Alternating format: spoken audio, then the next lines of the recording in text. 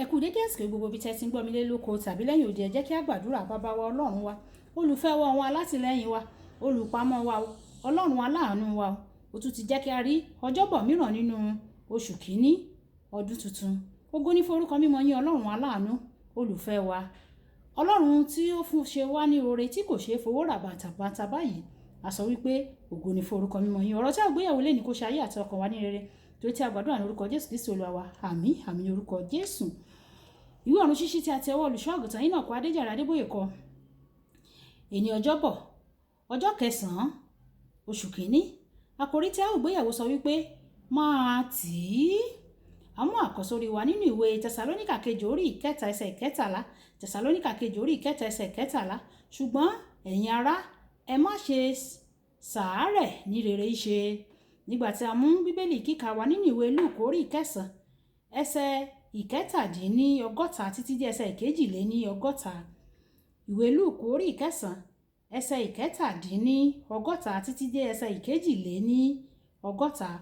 Ó sì ṣe bí wọ́n ti ń lọ ní ọ̀nà, ọkùnrin kan wí fún un pé, Olúwa, èmi fẹ́ láti máa tọ̀ ọ́ lẹ́yìn o, níbikíbi tí ìwọ bá ń lọ.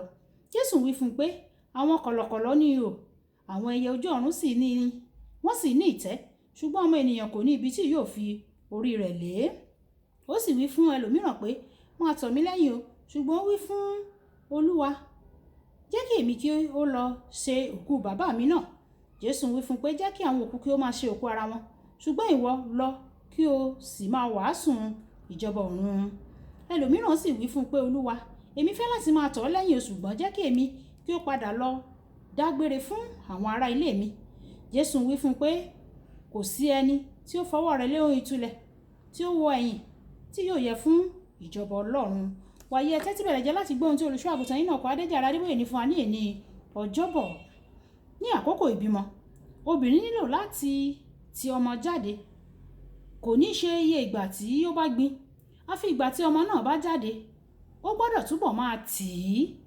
Ní kété tí ó bá tì í tí ọmọ jáde, ó di ènìyàn tuntun nìyẹn.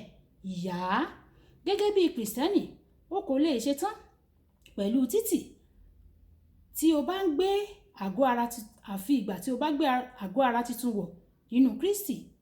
Ohun yòówù kí ó ti ṣe àṣeyọrí sẹ́yìn o gbọ́dọ̀ máa tẹ̀síwájú láti máa tì í títí ìwọ yóò fi rí Olúwa nínú ògo. Ìwé Fílípì orí 3 ẹsẹ̀ 13 dé 14. Ọ̀pọ̀ ènìyàn bẹ̀rẹ̀ dáradára, wọ́n sì ń ṣe àwọn ohun ribiribi fún Ọlọ́run. Ṣùgbọ́n bí àsìkò ṣe ń tẹ̀síwájú, wọ́n dẹ́kun láti máa tì í. Wọ́n dẹ́kun láti máa gbà àwẹ̀ àti àdúrà bí wọ́n ṣe ń ṣe tẹ́lẹ̀. Wọ́n sì pàdánù ògo tí ìbàjẹ́ tiwọn.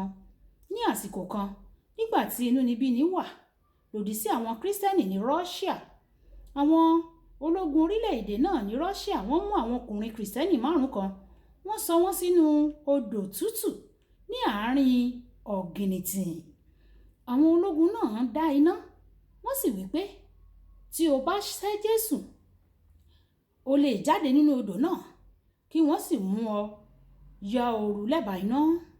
Díẹ̀díẹ̀, àwọn ọkùnrin náà bẹ̀rẹ̀ sí ní gan o. Ní àsìkò kan, ọ̀kan nínú àwọn ọkùnrin yìí, ó pe ológun náà, ó wí pé òun ti ṣetán láti sẹ́ Jésù o. Bí ọ̀kan lára àwọn ológun yìí ṣe yọ ọ́ jáde nínú yìnyín, Olúwa ṣí ní ojú, ó sì rí àwọn áńgẹ́lì 5 tó gbé adé lọ́wọ́ wọn, ọ̀kan fún ọ̀kọ̀ọ̀kan àwọn ọkùnrin náà. Ẹ̀wẹ̀, áńgẹ́lì tó gbé adé ọkùnrin tó sọ pé òun yóò padà sẹ́yìn yìí, áńgẹ́lì náà tó gbé adé rẹ̀, ó padà sẹ́yìn, ó pẹ̀yìndà.